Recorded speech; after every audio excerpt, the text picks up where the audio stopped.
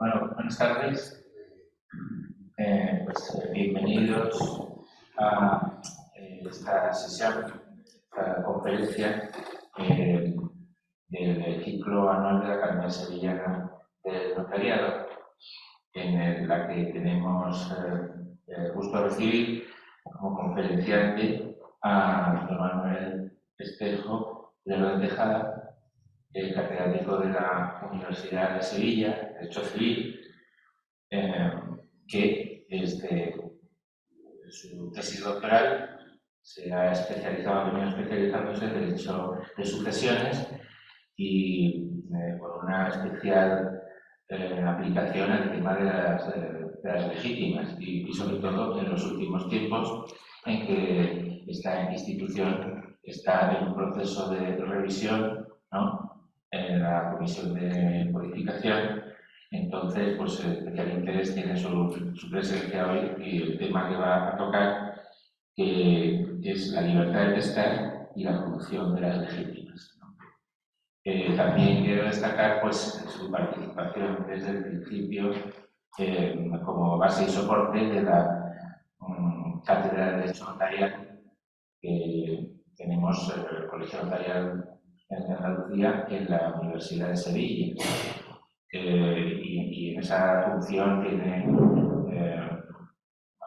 hay que destacar su trabajo que nos reporta la posibilidad de participar notarios en el proceso de las distintas clases de la universidad y despertar un poco el interés también de los alumnos por la función notarial. Agradecemos mucho siempre a Manuel su dedicación en ese campo que lo aproxima mucho a nosotros, ¿no?, a los notarios. Entonces, pues con esa introducción, pues cedo la palabra y pues desde ahora pues sobre ello. Muchísimas gracias. Buenas noches a todos los asistentes. Muchas gracias por la invitación en esta prestigiosa Academia Sevillana del Notariado, donde se me permite hablar de un tema enormemente importante en el que es necesario, imprescindible, diría, el intercambio de pareceres entre el ámbito académico y el notariado. Mi intervención oral quiere ser una reflexión abierta, también una invitación al diálogo, al intercambio, que espero que pueda seguir luego en el segundo tiempo de esta conferencia y que naturalmente también me vino a que todos ustedes en cualquier momento pues me hagan llegar inquietudes, supuestos, etcétera, sobre esta cuestión sobre la que diserto.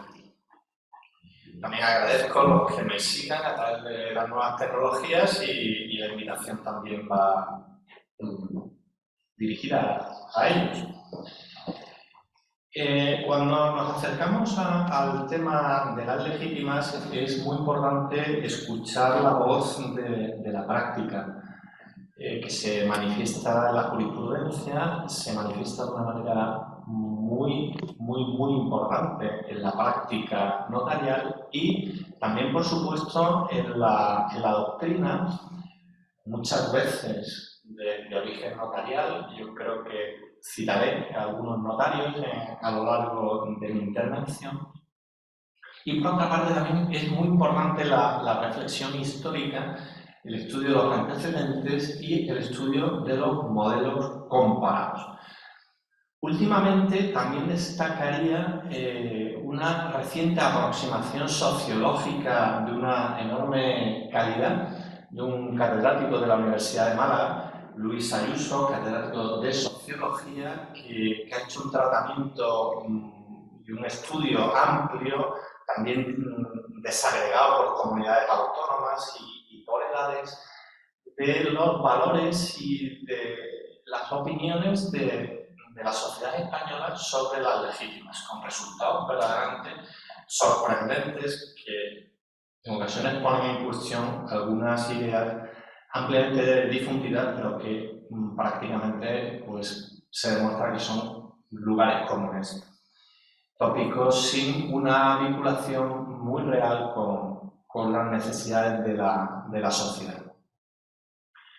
Cuando en el año 2019 la ministra de Justicia encomendó a la Comisión General de Codificación en su sección civil que abordara el estudio de esta materia, calificó el debate en materia de legítimas como interesante, complejo, lleno de matices y que no puede ser resuelto de manera precipitada. Es necesario, seguía diciendo la ministra, ponderar pros y contras de las opciones existentes y escuchar las opiniones de los expertos.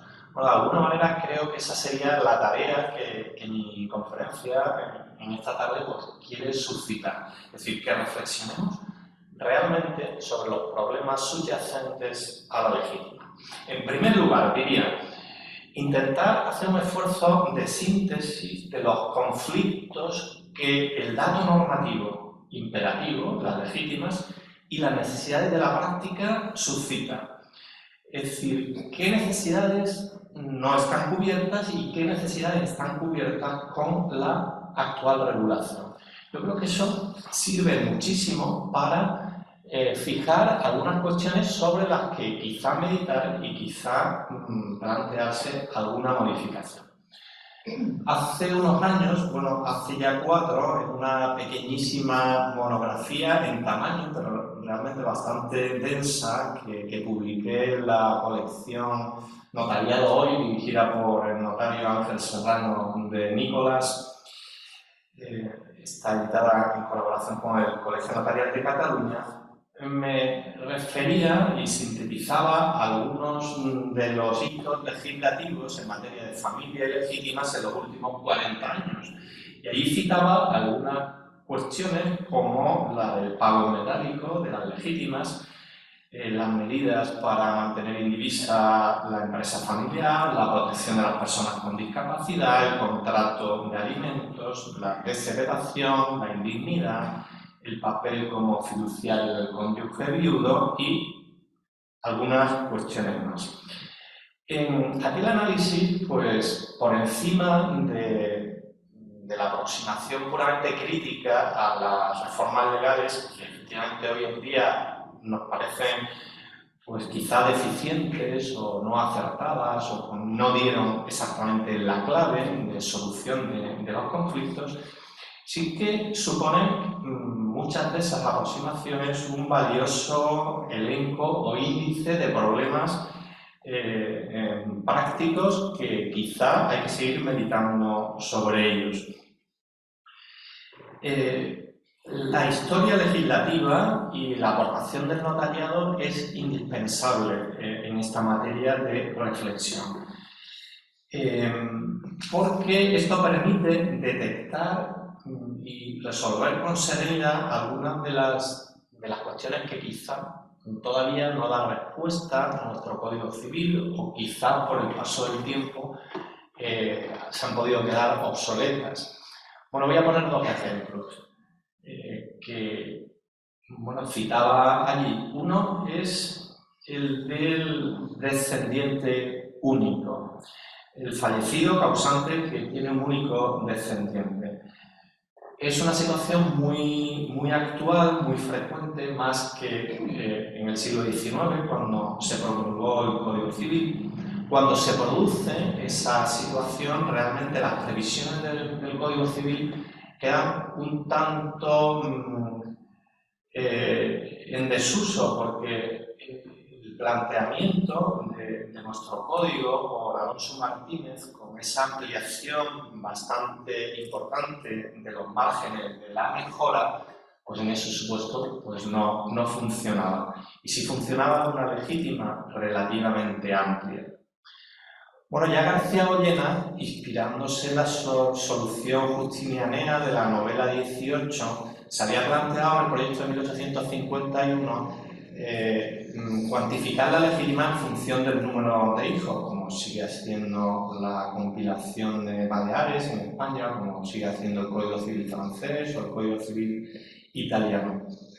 Quizá me parece un primer punto en el que valdría la pena la reflexión si el supuesto de descendiente único, supuesto en el que por tanto no funciona la legítima, merecería una cuota especial de legítima más recortada, de la mitad, de un tercio de la masa de cómputo.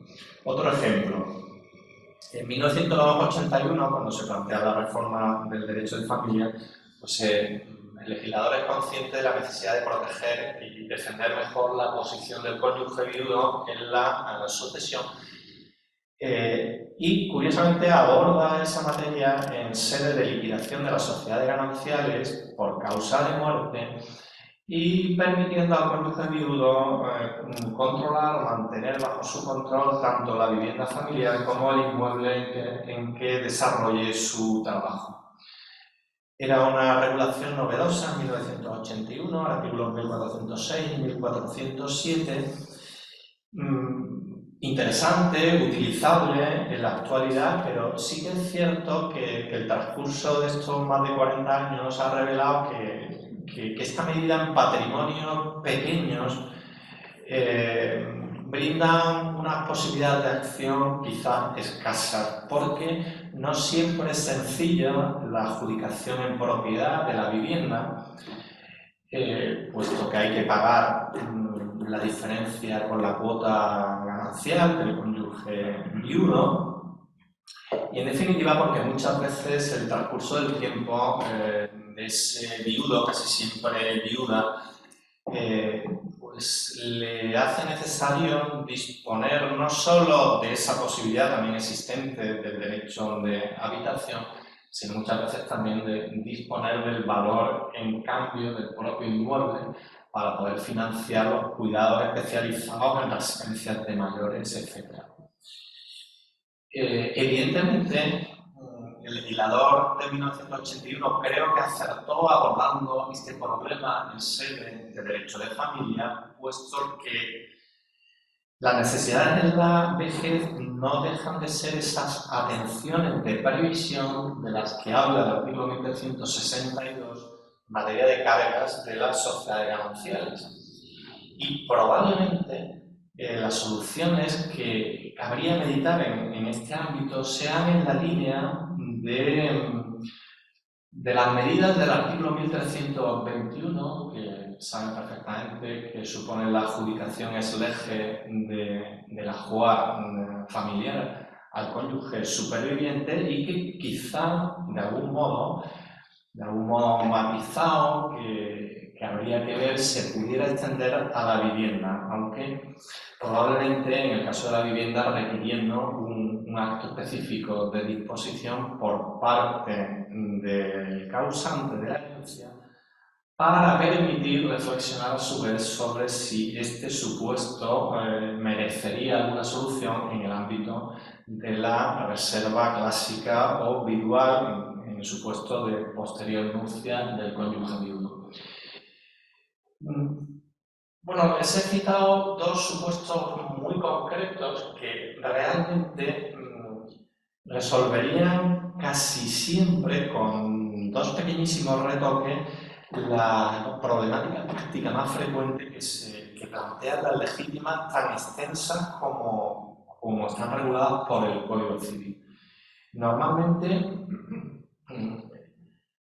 además, en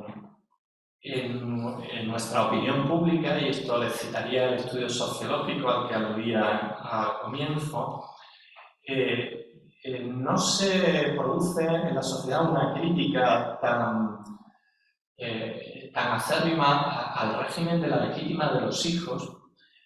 De hecho, la mejora, pues me corregirán los notarios aquí presentes, no es una institución muy frecuentemente usada, muy abundantemente usada, se utiliza, pero no masivamente. También pues, tienen esa impresión los registradores de la propiedad, también tenemos esa impresión en los litigios ante los tribunales de justicia, que la mejora aparece relativamente. El problema no es tanto la igualdad entre los hijos y la posibilidad de desigualar, sino a veces los conflictos entre descendientes y cónyuge. Por tanto, quizá habría que centrar el tiro a los principales problemas que se plantean en ese concreto y específico ámbito de la regulación actual. Pero bueno, yo quería hablar, sobre todo en la tarde de hoy, no de problemas prácticos, a los que bueno, ya aludí en aquel libro que le cité al principio, sino sobre todo a un acercamiento más profundo, más de fundamento de la institución de la legítima. Es decir, la función de la legítima, que no es solo la función de la legítima, es la función de la sucesión mortis causa y, por tanto, también de otras instituciones que protegen a la familia y que protejan a la familia con ocasión de la muerte de alguno de sus integrantes. El abordaje en este punto concreto de los antecedentes históricos y del derecho comparado resulta muy iluminador. Produce elementos de juicio, tanto para el jurista práctico como para el jurista teórico, que ponen en cuestión algunas cosas, algunas afirmaciones que se hacen, creo, sin tener en cuenta el contexto en el que nos movemos. De hecho, el título de mi conferencia es La libertad de estar y la función de las legítimas. A veces se tiene la idea y la impresión de que son dos realidades contrapuestas, libertad de estar y legítimas. Y no lo son. Las legítimas son un modo concreto en el que la protección de la familia se manifiesta en la sucesión. Modo concreto que no en todos los sistemas jurídicos se utiliza. Pero ciertamente tenemos que abordar no solo los problemas prácticos que plantea nuestro sistema de legítimas, sino conocer también los problemas prácticos que plantean esos otros sistemas que, sin tener un sistema de legítimas, protegen a la familia de diversos modos dentro de la sucesión. Entonces, creo que así sí que podemos establecer la comparación. ¿Qué sistema es mejor? ¿Qué sistema permite organizar mejor la sucesión? ¿En qué manos queda el peso de la planificación sucesoria? Y, por tanto, logramos un sistema más funcional. En todos los sistemas comparados, la familia tiene un papel en la sucesión. Valga citar la última red de seguridad, la sucesión intestada. Hay sistemas que han seguido el modelo romano, que partiendo de la libertad de testar, consagraron unas cuotas materiales que se debían destinar a los familiares más próximos. Hay sistemas que, partiendo igualmente de la libertad de testar, como son muchos de los anglosajones, finalmente han tenido que rectificar a lo largo del tiempo introduciendo previsiones alimenticias post-mortem para proteger a la familia. Es el caso primero de Nueva Zelanda, Australia, después Inglaterra y Gales, Sudáfrica, Canadá. Único sistema o única jurisdicción que se resistió y se resiste a esa tendencia es el sistema norteamericano, que por tanto sí que se puede citar como el tercer modelo y aproximación a la protección de la familia en el ámbito sucesorio, que es un sistema de amplia libertad de testar. ¿Qué sucede? Veamos primero este último, en los sistemas de amplia libertad de testar. Bueno, tenemos la enseñanza del derecho romano y es muy expresiva. La opinión pública en algún momento termina por escandalizarse de ciertos testamentos, normalmente ligados a situaciones de pluralidad de grupos familiares en el que coincide algún miembro, pero otros proceden de líneas diferentes. Básicamente matrimonios sucesivos, uniones sucesivas, en las que hay grupos de descendientes que comparten un progenitor, pero el otro es diferente. Son supuestos especialmente problemáticos, nacen de un problema dentro del derecho de familia o de una situación del derecho de familia y termina por realmente privilegiar al último grupo familiar que el testador tiene. Por tanto, como olvido del primer grupo familiar.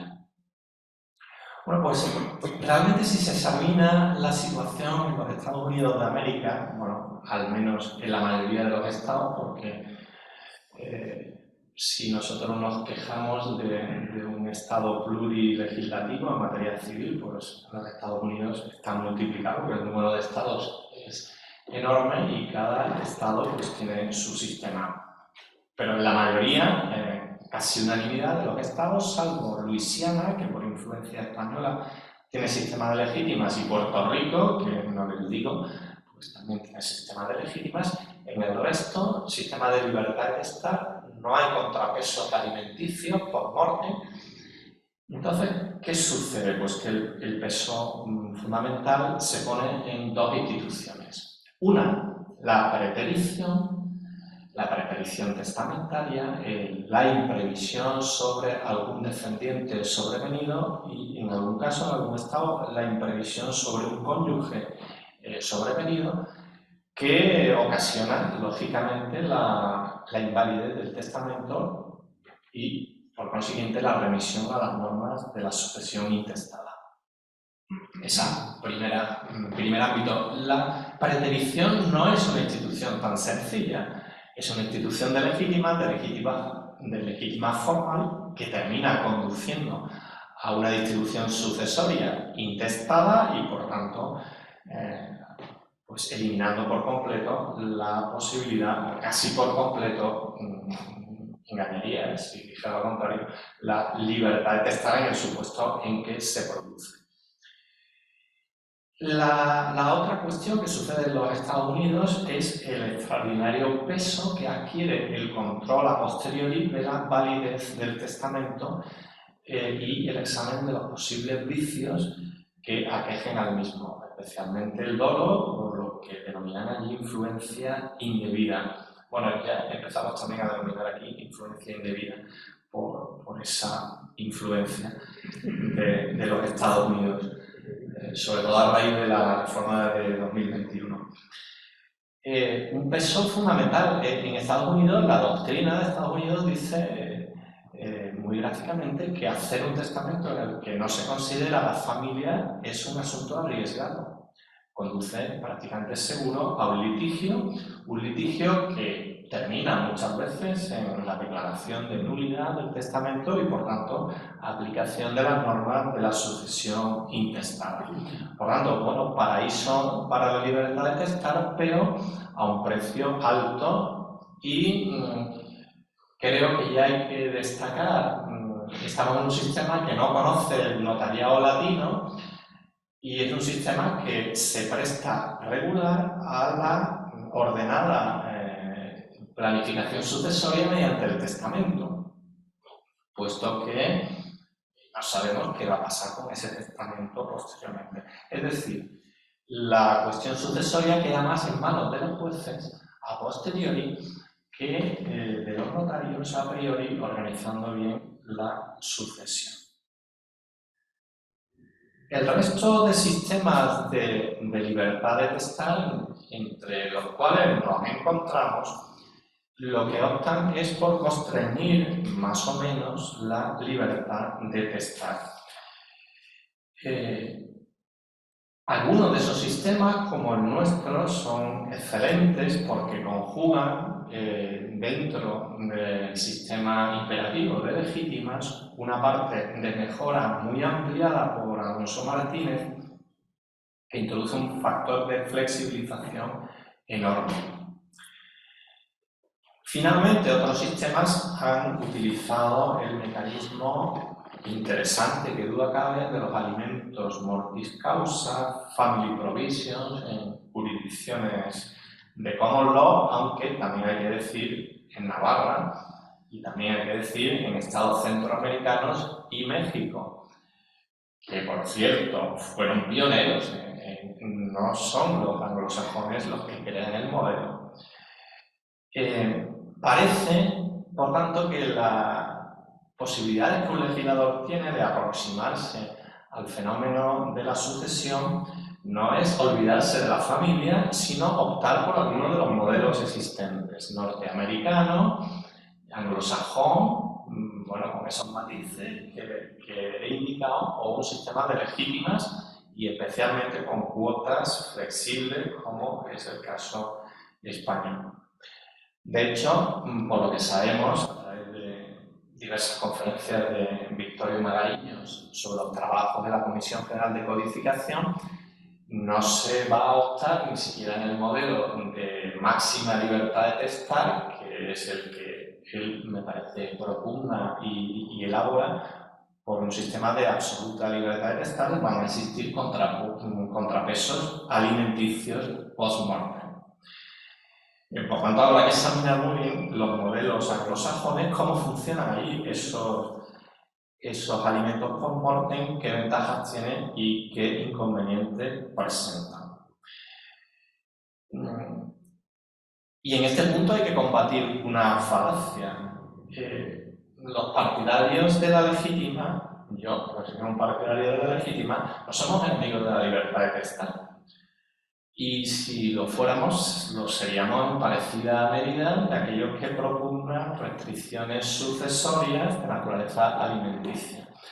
Porque la única diferencia existiría en el modo de prevenir la sucesión. Y quizá hay otra diferencia que no comprendo, y es que no se juzgan las restricciones, al menos en España todavía, las restricciones alimenticias desde el punto de vista de la libertad, a diferencia, por cierto, de lo que sucede en los sistemas anglosajones en que funcionan, donde se hacen afirmaciones sobre esos mecanismos que recuerdan muchísimo las que aquí hacemos contra las legítimas. Por lo tanto, ojo, que no hay que optar entre libertad de testar y no libertad de testar, sino cómo abordamos el problema de la protección familiar en el derecho de sucesiones. Buena mención había mucho la solución preventiva de los eventuales conflictos en la sucesión. A mi juicio, no es casualidad que los sistemas de legítimas arraiguen fuertemente en ordenamientos latinos que conocemos la organización notarial y que, por tanto, tiene un mecanismo especialmente cualificado para planificar bien el problema sucesorio y para desterrar en lo posible el litigio judicial. Es decir, en nuestros sistemas latinos el litigio judicial es un último remedio, un elemento de cierre del sistema, podríamos decir, para aquellos pocos casos en que el testador ha decidido, pese a todas las advertencias de la ley, burlar las disposiciones mínimas imperativas. Cosa evidentemente muy poco frecuente en el caso del testamento notarial. Por tanto, frente a esto, los sistemas anglosajones, tanto los de Estados Unidos, absoluta libertad de testar, como los de alimentos, el conflicto normalmente se plantea a posteriori. Judicialmente y con una incertidumbre alta acerca de los resultados que ello pueda deparar, puesto que hasta ahora en ningún sistema el cálculo de los alimentos es algo que se puede hacer a priori, sino que depende de las necesidades y de las necesidades precisamente en el momento de la muerte. Por tanto, que puedan existir problemas en la aplicación de las legítimas, naturalmente, que la regulación concreta de un sistema de legítimas pues, sea perfectible, no cabe duda, pero huyamos, y es mi consejo, de soluciones tajantes, maximalistas, porque se trata de ajustar elementos muy delicados y de una importancia fundamental. En Valledero y Pisolo, en el prólogo de su panorama del derecho de sucesiones, del que se ha cumplido 40 años, tanto de su primer tomo como de su segundo tomo, creo que Valledero y Pisolo no es sospechoso en este sentido, especialmente amigo de las legítimas o de legítimas fuertes o inflexibles.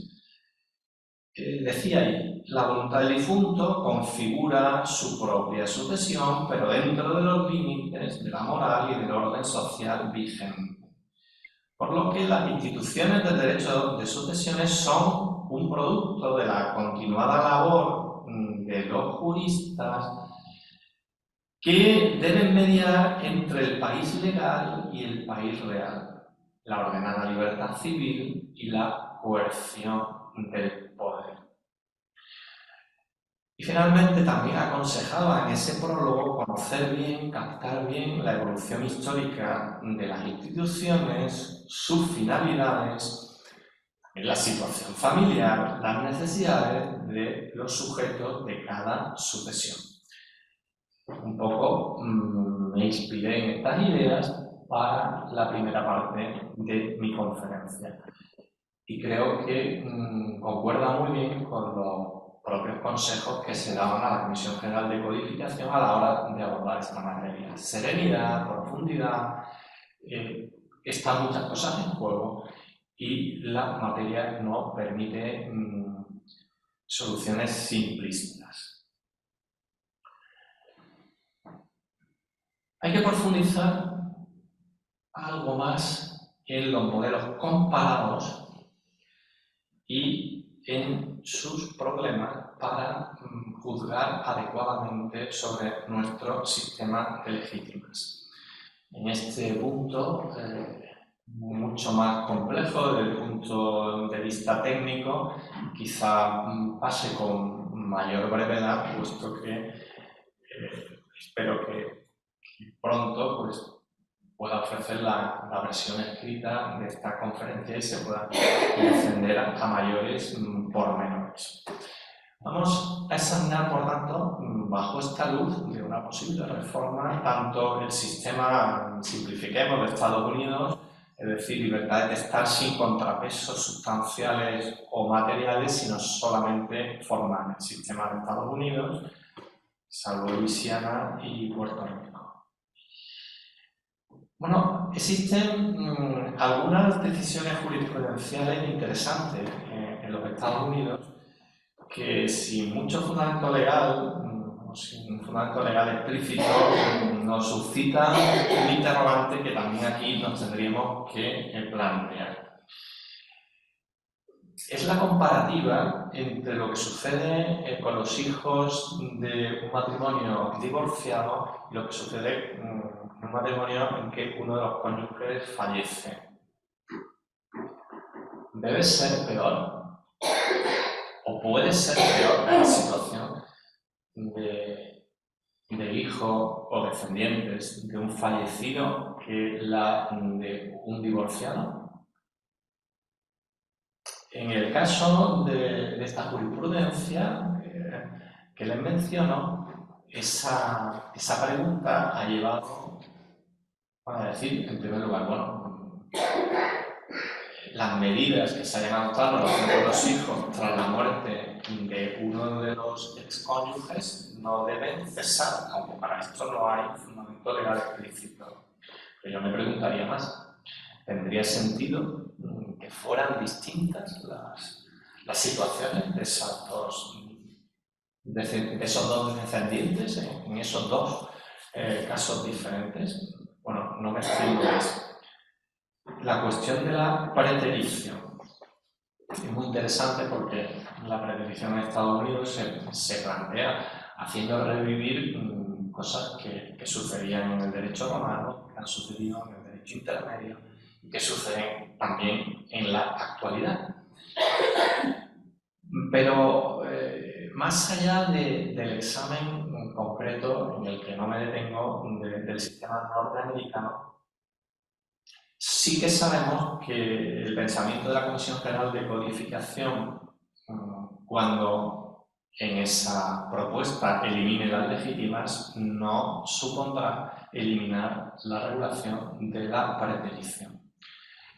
Yo les invito, quien tenga curiosidad, que examine, por una parte, las consecuencias de la preterición y, por otra parte, que examine las críticas que en muchas ocasiones se dirigen contra las legítimas, porque verdaderamente encontrará contradicciones valorativas muy importantes. Tengan presente, me he entretenido en examinar la jurisprudencia de los últimos 14 años sobre preterición de nuestro Tribunal Supremo, y no hay ni un solo caso en que el problema de preterición se haya planteado en unicidades, por así decir, familiares, sino grupos familiares que no comparten todos los progenitores.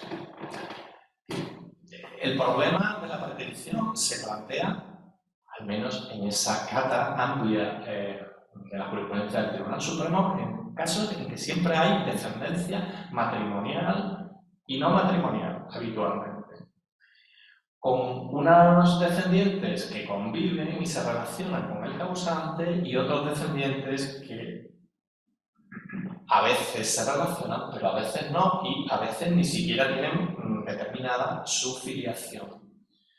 Normalmente se critica a las legítimas diciendo, bueno, que no atienden a las verdaderas situaciones de afectos, a las verdaderas relaciones entrañables en la familia, que imponen ciegamente unas cuotas fijas, etcétera, etcétera. Y esto no sucedería, no sucede en la preterición. Bueno, sin duda sucede, esto es lo que está sucediendo en la preterición, que esos grupos familiares preteridos imputan los testamentos y habitualmente consiguen que se declare tanto la filiación como la preterición, intencional o no intencional. Esta sería otra cuestión. La intencionalidad o no de la preterición es consciente del problema del Tribunal Supremo.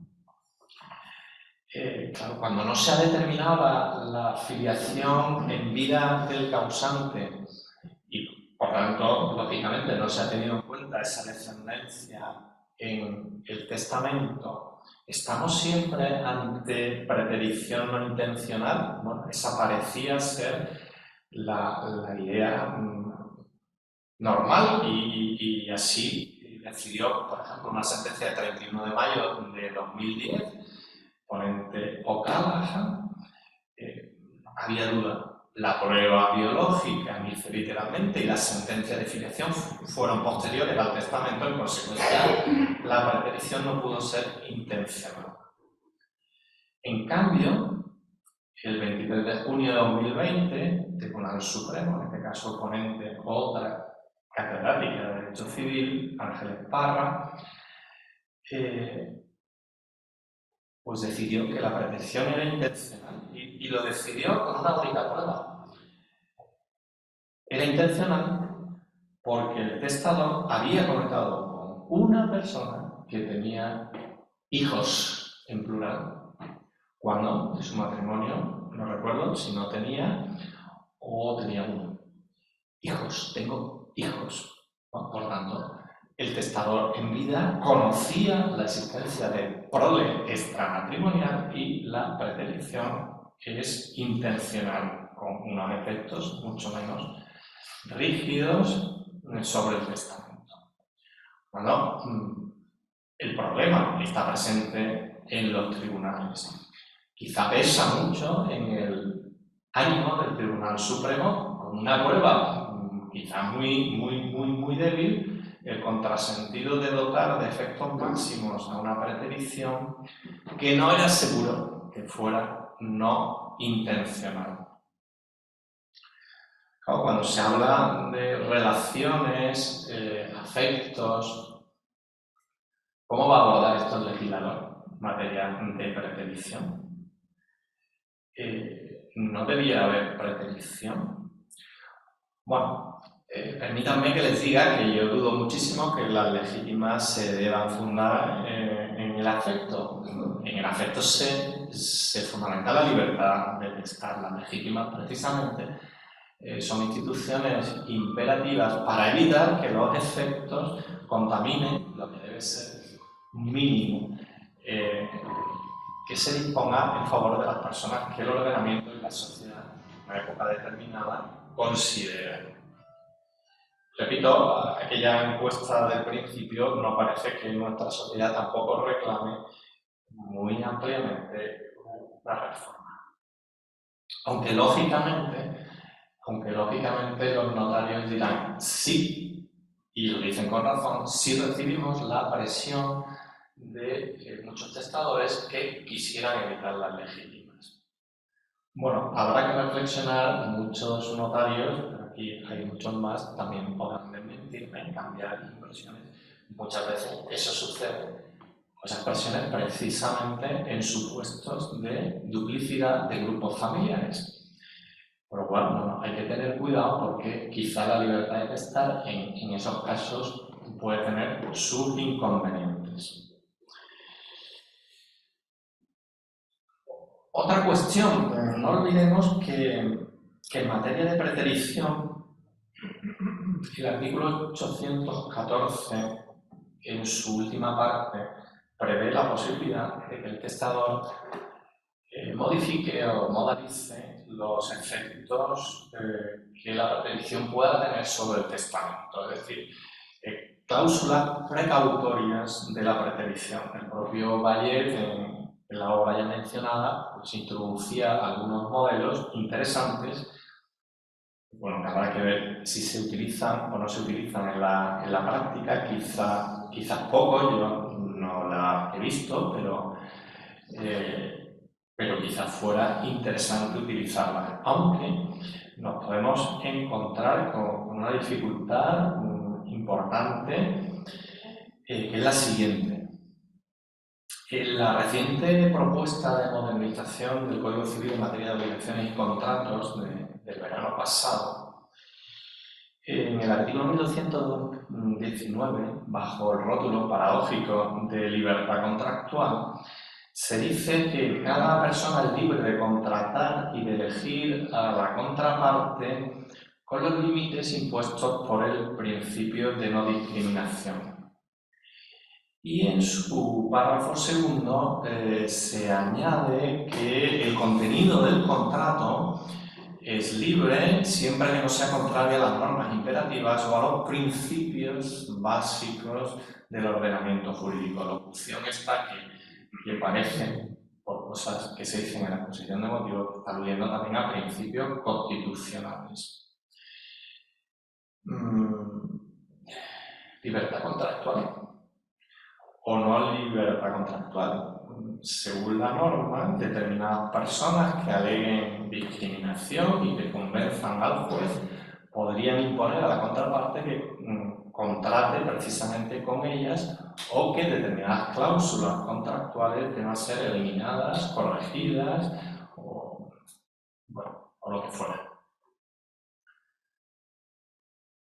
Opción por la libertad de testar. En el ámbito testamentario, este tipo de previsiones que se proponen para la libertad contractual tendrán algún papel. Y entonces, las legítimas que se expulsan no reaparecerán a través de impugnaciones de aquel testador que distinga, según su voluntad, entre descendientes con los que conviven, descendientes con los que no conviven, descendientes matrimoniales, descendientes no matrimoniales. Es un tema ciertamente complicado y que quizá pues, no condujera a un escenario no tan favorable a la libertad de testar. Calificación de la preterición no intencional errónea hasta ahora, pues se suele mantener que La calificación depende del tiempo de otorgar testamento. Y si luego no ha existido relación de ningún tipo entre unos determinados descendientes y el testador, y en cambio sí con otros determinados descendientes y el testador, esto puede introducir diferencias, matices en la calificación de la preterición. En un escenario de absoluta libertad de testar, la única preterición que se consideraría sería la no intencional, la que produce un vicio en el testamento, y no la intencional con efectos que reconducen a la protección de la legítima exclusivamente. Sistemas de common law, para terminar. Los alimentos post-mortem, los famosos alimentos post-mortem. Bueno, lo primero que hay que indicar es que el sistema de alimentos post-mortem y el sistema de legítimas no son sistemas contrapuestos y que no puedan coexistir en un ordenamiento jurídico determinado. Sucede en Aragón, en la actualidad, hay una concurrencia.